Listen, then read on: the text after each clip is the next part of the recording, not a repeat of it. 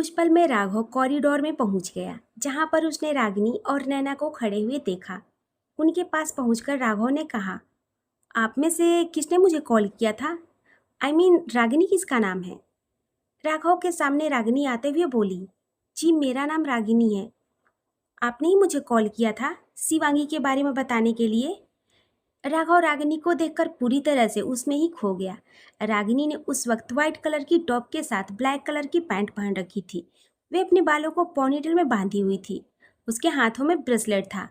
चेहरे पर दुनिया भर की मासूमियत, जैसे कि दुनिया में उसके जितना कोई मासूम हो ही ना। राघव को लगातार अपनी तरफ देखता पाकर रागिनी ने राघव की आंखों के सामने जोरदार चुटकी बजाई। हेलो मिस्टर, हम आपसे ही पूछ रहे हैं। आपने कॉल किया था ना हमारे दोस्त के बारे में बताने के लिए, और आप तो अपनी ही अलग दुनिया में खोए हुए हैं। हमें बता ही नहीं रहे हैं कि आप ही हैं वे इंसान या फिर कोई और है। राघव ने अपना चेहरा इधर उधर घुमाया और अपने अंदर आ रही नर्वसनेस को दूर किया। राघव को समझ नहीं आ रहा था कि वे अचानक से किसी के सामने इतना नर्वस क्यों हो रहा था। पहले तो उसके साथ ऐसा कभी नहीं हुआ। राघव ने शिवांगी की दोस्त की तरफ देखा और हकलाते हुए कहा, जी जी हाँ, मैंने ही कॉल किया था। चलिए मैं आपको आपकी दोस्त से मिलवा देता हूँ। राघव को हकलाता हुआ देखकर नैना ने कहा, जहाँ तक मुझे लग रहा है फोन पर तो आप हकला नहीं रहे थे। सही में आप वही इंसान हो या फिर हमें बेवकूफ़ बना रहे हो? पर कुछ सोचते हुए नैना ने रागिनी का हाथ खींचते हुए कहा, रागिनी इन पर विश्वास करने की कोई ज़रूरत नहीं है। अगर ये वे इंसान नहीं हुआ जिसने हमें कॉल करके बुलाया है, बल्कि हमें किडनैप करने के इरादे से हमसे झूठ बोल रहे हैं, तो हम बहुत ही बुरा फंसेंगे। इतनी जल्दी इन पर विश्वास करने की ज़रूरत नहीं है। राघव को तो पहले से ही नर्वसनेस हो रहा था, और तो और ऊपर से नैना की बातें, मतलब कि वे किस एंगल से देखने में किडनैपर लग रहा था। राघव ने अपने आप को ऊपर से लेकर नीचे तक देखा। हालांकि वे अच्छा लग रहा था। उसने नैना की तरफ घूर कर देखा और दांत पीसते हुए बोला, आपको मैं किस एंगल से किडनैपर लगता हूँ मैडम? जब मैंने आपको कहा है कि मैंने ही आपको कॉल करके यहाँ पर बुलवाया है और मैं ही आपको आपकी प्यारी दोस्त से मिलवाने के लिए लेकर जा रहा हूँ, तो आपको मेरी बात पर विश्वास करना चाहिए। और हाँ, एक बात और बताइए, ऐसा कौन सा किडनैपर होता है जो दिन दहाड़े किसी को किडनैप कर लेता है? यहाँ पर चारों तरफ सीसीटीवी कैमरे लगे हुए हैं। आपके साथ जरा सा भी कुछ होगा तुरंत पता चल जाएगा। इसलिए आगे किसी पर शक करने से पहले 100 बार सोच लीजिएगा। इस तरह से आपके शक की वजह से किसी की जिंदगी बर्बाद हो सकती है और किसी का कैरियर। माहौल को खराब होता हुआ देखकर रागिनी ने अपने दोनों हाथ ऊपर उठाते हुए कहा, बस कीजिए आप दोनों।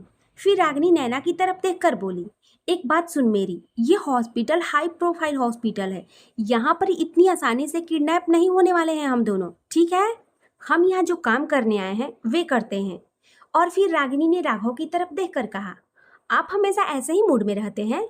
राघव कंफ्यूज नजरों से रागिनी की तरफ देखने लगा। रागिनी शायद राघव की आंखों में चल रहे सवालों का मतलब जान चुकी थी। उसने कहा, अभी कुछ देर पहले आप फोन पर मुझसे बदतमीजी से बात कर रहे थे और अब आपने 2 पेज का लेक्चर मेरे दोस्त को सुना दिया। क्या आप पिछले जन्म में कोई लेक्चरर थे जो लेक्चर सुनाने के लिए हम दोनों ही सहेलियां मिली थी आपको? राघव समझ चुका था, अगर उसने जल्दी से उन दोनों को शिवांगी के पास लेकर नहीं गया तो वे दोनों उसे ही पागल बना देगी। उसने एक लंबी सांस ली और कहा, मैडम चलिए आपको आपके दोस्त के पास पहुंचा देता हूँ।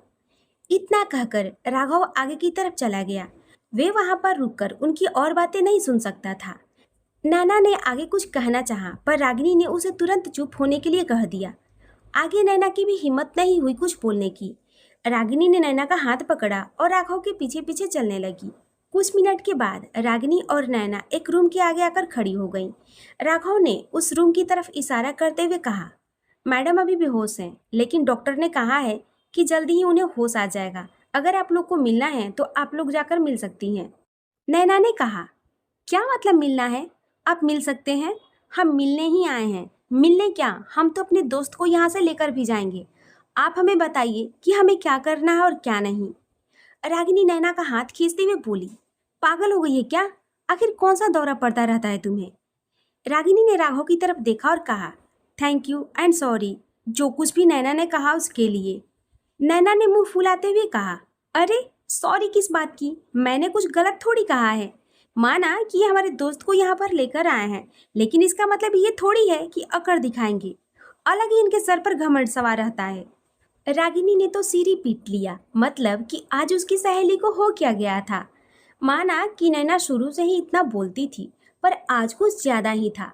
रागिनी ने मासूम सी शक्ल बनाकर राघव की तरफ देखा। राघव समझ गया कि नैना को रोक पाना उसके बस की बात नहीं है। राघव बोला, अगर आपको मिलना है तो हम रूम नंबर 2506 में हैं। आप वहाँ मिल लीजिएगा, अर्जुन सर भी वहीं हैं। इतना कहकर राघव वहाँ से 9 तो 11 हो गया। राघव के वहाँ से जाने के बाद रागिनी ने नैना की तरफ घूर कर देखा। नैना ने कहा, मेरी तरफ क्यों देख रही हो? चलो ना जल्दी से अंदर देखते हैं, शिवांगी कैसी है, कहीं ज्यादा चोट तो नहीं लगी है ना उसे। रागिनी और नैना दोनों एक साथ नॉर्मल वार्ड के अंदर चली जाती हैं। सामने वे मशीनों से घिरी हुई शिवांगी को देखती हैं, जिसके मुंह पर ऑक्सीजन मास्क लगा हुआ था, फोरहेड पर पट्टी और साथ ही साथ उसके हाथों में भी पट्टियां लगी हुई थी। शिवांगी की दिल की धड़कन पास लगी हुई मशीनों में साफ साफ दिखाई जा रही थी। उसे इस तरह से मशीनों में घिरा हुआ देखकर नैना और रागिनी दोनों चौंक गई। उन्हें तो इतना पता भी नहीं था कि शिवांगी को इतनी ज्यादा चोट लग गई थी। दोनों दौड़ते हुए शिवांगी के लेफ्ट और राइट साइड में जाकर खड़ी हो गई। रागिनी ने शिवांगी के चेहरे को छूते हुए कहा, शिवी। शिवांगी खतरे से तो बाहर थी, लेकिन अभी तक उसे होश नहीं आया था। वहीं दूसरी तरफ रानी और प्रिया उसी जगह पर जा पहुंची जहां पर शिवांगी के साथ हादसा हुआ था। दोनों पागलों की तरह उस सुनसान सड़क पर पेन ड्राइव ढूंढ रही थी। प्रिया ने रानी की तरफ देखा और कहा, मिली क्या? अरे नहीं मिली, ढूंढ जल्दी से, शायद उस तरफ होगी। रानी ने जवाब दिया। काफी वक्त हो चुका था, लेकिन दोनों को वहां कोई पेन ड्राइव नहीं मिली। प्रिया ने रोनी सी सूरत बनाते हुए रानी से कहा, रानी अब क्या करें, हमारे पास तो वे पेन ड्राइव ही नहीं है। हम उस पेन ड्राइव की मदद से नौकरी की उम्मीद करने लगे थे। रानी ने कहा, बात तो तुम ठीक कह रही हो, हमारे पास अब नौकरी की उम्मीद जो थी वे तो टूटी ही सही, बल्कि वे पेन ड्राइव अगर किसी गलत हाथ में लग गई ना तो लेने के देने पड़ जाएंगे। रानी को तो फिक्र अपनी नौकरी से ज्यादा उस पेन ड्राइव की हो रही थी। उसे डर लग रहा था कि कहीं पेन ड्राइव किसी गलत हाथों में लग गई तो उसे लेने के देने पड़ जाएंगे, क्योंकि पुणे जाकर अर्जुन और शिवांगी के ऊपर लाइव टेलीकास्ट किसी और ने नहीं, उनके कैमरे के द्वारा की गई थी। तो दूसरी तरफ एक काले कपड़े पहना हुआ बूढ़ा आदमी अपनी चेयर पर एक राजा की तरह बैठा हुआ था। हालांकि मध्यम रोशनी में बैठने की वजह से उस बूढ़े आदमी का चेहरा नहीं दिखाई दे रहा था। उस आदमी के सामने एक और आदमी बैठा हुआ था। वे आदमी उसकी तरफ देखते हुए बोला, कैसे हो नमन कोठारी? नमन कोठारी एक सीक्रेट एजेंट था। आज तक नमन कोठारी को जो केस दिया गया था वे केस हमेशा पास ही होता था। कभी भी नमन कोठारी ने अपने कदम पीछे नहीं लिए थे। मिस्टर मेहता, जी हाँ, ये कोई और नहीं बल्कि रानी और प्रिया के वही बॉस, जिन्होंने उन दोनों को कंपनी से बाहर निकाल दिया था। मिस्टर मेहता ने हंसते हुए नमन की तरफ देखा और कहा, हाँ तो फिर नमन, जो काम मैंने तुम्हें करने के लिए कहा था, क्या वे काम हो गया? नमन मुस्कुराते हुए जवाब दिया, मिस्टर मेहता, आपने काम मुझे दिया था तो वे तो पक्का होना ही था। ये कहकर नमन अपनी जगह से उठकर खड़ा हुआ और अपने पॉकेट से कुछ निकालकर मिस्टर मेहता के सामने टेबल पर रख दिया और वापस से अपनी जगह पर बैठ गया। ये रही आपकी अमानत, जिसके लिए आपने मुझे हायर किया था। मिस्टर मेहता ने टेबल पर रखी हुई उस पेन ड्राइव को उठाया और मुस्कुराते हुए उसे देखने लगे। मिस्टर मेहता ने अपने टेबल का ड्रॉ खोला और उसमें से एक लकड़ी का बॉक्स निकाला। वे बॉक्स देखने में बहुत ही महंगा लग रहा था। कहने के लिए वे एक सिंपल बॉक्स था, पर उसके ऊपर एक डायमंड लगा हुआ था। नमन ने जब वे बॉक्स देखा तो चौंकते हुए बोला, आखिर ऐसा भी क्या है इस पेन ड्राइव में जो इस बॉक्स में रख रहे हो, और वे भी इतना संभाल कर? मिस्टर मेहता ने उस पेन ड्राइव को उस बॉक्स में रखा और फिर वापस से उस बॉक्स को वहीं रख दिया जहां से उन्होंने उठाया था। उसके बाद उन्होंने नमन की तरफ देखा और पूछा, अरे हाँ, मैं तो ये पूछना भूल ही गया कि तुमने ये सब कैसे किया? आखिरकार तुम्हें ये पेन ड्राइव उन लड़कियों से मिली कैसे? मिस्टर मेहता थोड़ा सा हैरान इसलिए थे क्योंकि उन लड़कियों से पेन ड्राइव लेना उनके लिए बहुत ही मुश्किल लग रहा था। आखिरकार प्रिया और रानी ने उनकी आंखों के सामने ही पेन ड्राइव बदल दी थी, तो भला वे इतनी आसानी से किसी को अपने ही हाथों से पेन ड्राइव कैसे दे सकती थी? ये बात उनके दिमाग में अभी भी घूम रही थी और वे इसी का कारण नमन से जानना चाहते थे। बहुत ही आसान था। जैसे ही वे लड़कियां यहाँ से गई, आपने मुझे कॉल करके सारे सिचुएशन के बारे में बता दिया। मैं उस वक्त यहाँ आपके ऑफिस के आसपास ही था, इसलिए जल्द ही यहाँ पर आ गया और मैंने उन लड़कियों को बाहर निकलते हुए देखा। ठीक उसी वक्त से मैं उनका पीछा करने लगा। रास्ते में किसी का एक्सीडेंट हो गया था, तो वे लड़कियां उनकी मदद करने के लिए उस लड़की को अस्पताल ले गई और उनका ऐसा करते हुए पेन ड्राइव वहीं रास्ते में गिर गई। मुझे तो ज़्यादा मेहनत करनी ही नहीं पड़ी। मैंने तो पेन ड्राइव उठाई और यहाँ पर चला आया। नमन ने कहा, मिस्टर मेहता, आप तो इतना होशियार है, इतनी आसानी से किसी के भी बातों में नहीं आते, तो आप रानी और प्रिया की बातों में कैसे आ गए? कैसे मान लिया आपने कि रानी और Priya face to face mister Arjun Shekhawat से मिली होगी? इस बात का जिक्र होते ही मिस्टर मेहता चौंकते हुए नमन की तरफ देखने लगे, लेकिन नमन के चेहरे पर कोई भी खास एक्सप्रेशन नहीं था। मिस्टर मेहता के चेहरे पर चौंकाने वाले एक्सप्रेशन देखकर नमन हंसने लगा। क्या हुआ? मिस्टर मेहता को कुछ ना बोलता हुआ देखकर नमन ने फिर से कहा, लगता है आपको विश्वास नहीं हो रहा कि आपने तो मुझे कुछ बताया नहीं, तो फिर मुझे कैसे पता चल गया? रिलैक्स मिस्टर मेहता, मैं एक एजेंट हूँ मिस्टर मेहता। काम करने से पहले अपने क्लाइंट की हर एक जानकारी रखना मेरा पहला फर्ज होता है, इसलिए मैंने आपकी हर एक डिटेल निकाली। इसलिए मुझे पता है, बस मुझे इतना समझ नहीं आ रहा कि अगर उन्होंने आपके लिए काम कर दिया था तो फिर भला उन्हें नौकरी से निकालने की क्या जरूरत थी? मिस्टर मेहता नमन की बातें सुनकर काफी ज्यादा हैरान थे। उन्होंने कभी उम्मीद नहीं की थी कि जिस नमन को उन्होंने काम पर रखा है, वे नमन उनकी ही पीठ पीछे उनके बारे में ही जानने की कोशिश करेगा। जब नमन ने देखा कि मिस्टर मेहता उसकी बात का कोई जवाब नहीं दे रहे हैं, तो उन्हें देखकर उसके चेहरे पर सरकास्टिक मुस्कान छा गई। उसने मिस्टर मेहता की तरफ देखते हुए कहा, आपको क्या लगता है, अगर आप अपने मन की बात मुझसे नहीं शेयर करेंगे तो मुझे पता नहीं लगेगा कि रानी और प्रिया के इतना कुछ करने के बाद भी आपने नौकरी से क्यों निकाला है? मिस्टर मेहता अभी भी चौंकते हुए नमन की तरफ ही देख रहे थे। उन्हें डर था कि कहीं नमन उनके दिमाग में चल रहे प्लान के बारे में जान न जाए।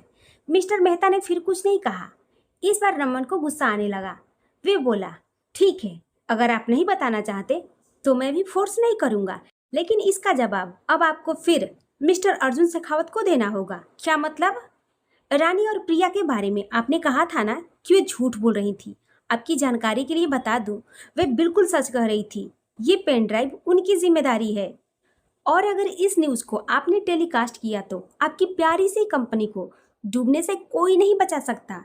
और जिस मकसद की वजह से आपने उन दोनों को नौकरी से निकाला है, वे मकसद तो किसी काम का नहीं रह जाएगा। नमन की बात सुनकर मिस्टर मेहता के चेहरे पर घबराहट आ गई, पर अगले ही पल उसके चेहरे की घबराहट दूर हो गई और वे मुस्कुराते हुए नमन की तरफ देखते हुए बोला, तुमको क्या लगता है कि एक बात बार बार रिपीट करने पर मैं विश्वास कर लूंगा? नमन ने अपनी पीठ कुर्सी पर टिकाई और अपने एक पैर दूसरे पैर पर रखकर वे एक राजा की तरह उस चेयर पर बैठ गया। ठीक है, नहीं विश्वास करना तो कोई बात नहीं। मैं अभी रानी और प्रिया को कॉल करके बता देता हूँ कि जो पेन ड्राइव तुम लोग ढूंढ रही हो वे किसी और के पास नहीं, बल्कि मिस्टर मेहता के पास है, जो कल ही इस न्यूज़ को टेलीकास्ट करने वाले हैं। ये कहकर नमन ने एक बार देखा, लेकिन जब मिस्टर मेहता के चेहरे पर कोई भी एक्सप्रेशन नहीं बदले तो उसने जानबूझकर उनके सामने अपने फ़ोन को निकाला और रानी का नंबर डायल कर लिया। मिस्टर मेहता ने देखा कि नमन ने रानी का नंबर डायल कर लिया है, तो उनको विश्वास हो गया कि जो भी नमन कह रहा है वे सही कह रहा है।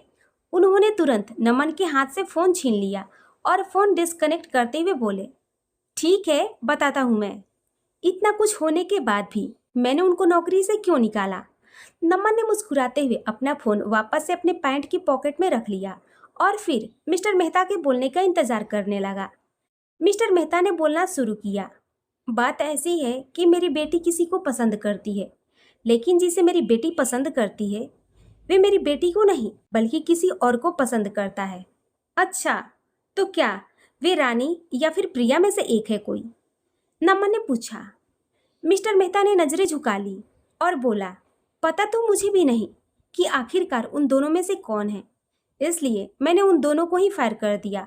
अगर मैं एक को फायर करता तो क्या पता वे दूसरी होती, इसलिए मैं इस झंझट में पड़ना ही नहीं चाहता था। नमन मुस्कुराते हुए खड़ा हो गया और वहां से जाने लगा। मिस्टर मेहता ने जब नमन को इस तरह से अचानक से जाते हुए देखा तो उन्हें थोड़ी सी घबराहट हुई, पर अगले ही पल उन्हें राहत महसूस हुई। नमन ने जाकर उनके ऑफिस केबिन का दरवाजा खोला। जैसे ही उसने अपना कदम आगे रखा, अचानक से वे पीछे मुड़ गया। मिस्टर मेहता की तरफ मुस्कुराते हुए देखकर उसने कहा, मिस्टर मेहता, यह स्टोरी तो मुझे पहले से ही पता थी। मैं कुछ अलग जानने आया था, पर लगता है कि आपका बताने का कोई मूड नहीं है। मिस्टर मेहता तो नमन की आवाज़ सुनकर घबरा गए। उनके चेहरे पर पसीना तक आने लगा जब उन्होंने ये सुना कि नमन कुछ और जानने वहां आया था। कोई बात नहीं, आप इस न्यूज़ को टेलीकास्ट करना चाहते हैं, कर सकते हैं। और हाँ, मैंने जो धमकी दी थी वे तो सिर्फ एक नकली धमकी थी, लेकिन आप फिर से बातों में आ गए, फिर से धोखा खा गए ना, जैसे कि रानी और प्रिया से खा गए थे। इतना कहकर नमन मुस्कुराते हुए वहां से चला गया। दूसरी तरफ सिटी हॉस्पिटल में शिवांगी के इलाज हुए काफी वक्त बीत चुका था, लेकिन अभी तक उसे होश नहीं आया था। रागिनी और नैना दोनों शिवांगी के रूम के बाहर ही खड़ी हुई थी और उसके होश में आने का इंतजार कर रही थी। लेकिन अब उनकी सहन शक्ति भी कमजोर पड़ने लगी थी। नैना ने वहां से डॉक्टर को जाते हुए देखा तो तुरंत वे डॉक्टर के सामने जाकर खड़ी हो गई और पूछने लगी, डॉक्टर, आप कब से यहाँ से इधर से उधर घूम रहे हैं? आपने अभी तक नहीं बताया कि हमारे दोस्त को होश क्यों नहीं आ रहा है। देखिए मिस, हम पूरी कोशिश कर रहे हैं अपनी तरफ से, लेकिन पता नहीं क्यों उन्हें होश नहीं आ रहा। हर दवाई का तो वे अच्छे से रिस्पॉन्स दे रही हैं। डॉक्टर बोले, देखिए डॉक्टर, उसे बिल्कुल सही कर दीजिए। आप नहीं जानते, अगर उसकी फैमिली में किसी को भी पता चल गया ना, तो आपका ये हॉस्पिटल यहाँ खड़ा नहीं रहेगा। फिर मत कहना, नैना धमकाने वाले आवाज में बोली। डॉक्टर घबराते हुए बोले, क्या मतलब? आप क्या कहना चाहती हैं? रागिनी ने नैना का हाथ खींच लिया और डॉक्टर की तरफ फेक मुस्कान के साथ बोली, सॉरी डॉक्टर, शिवांगी को होश नहीं आया ना, तो इसलिए ये उटपटांग बातें कर रही है। बुरा मत मानिए, इसे सदमा लग गया है और कुछ नहीं। फर्स्ट फ्लोर पर डॉक्टर रस्तोगी है, आप जाकर उन्हें एक बार इनको दिखा दीजिए। इतना कहकर वे डॉक्टर वहां से चला गया। नैना पैर पटकते रह गई। डॉक्टर के वहां से जाने के बाद नैना ने रागिनी को धक्का दिया और गुस्से से बोली, ये क्या तरीका था? तुमने मुझे डॉक्टर से बात क्यों नहीं करने दी? रागिनी ने नैना का हाथ जोर से पकड़ते हुए कहा, क्या बात कर रही थी तुम जानती हो ना उस परिवार के बारे में। डॉक्टर से तुम जिस परिवार के बारे में बात कर रही थी, शिवांगी खुद कोई नाता नहीं रखना चाहती। पता है ना उसका परिवार किस सोच का है? अगर उन्हें शिवांगी की ऐसी हालत के बारे में पता चल गया तो वे यहाँ आकर शिवांगी के होश में आने का इंतजार नहीं करेंगे, बल्कि वे शिवांगी को इसी तरह बेहोशी की हालत में वे वापस ले जाएंगे। और तू डॉक्टर के सामने शिवांगी के परिवार वालों की धमकी दे रही है? नैना ने अपनी नजरें झुका ली। उसके पास कहने के लिए कुछ भी नहीं था। क्या शिवांगी के परिवार वालों को पता लगेगा? आखिर शिवांगी क्यों नाता नहीं रखना चाहती अपने परिवार से?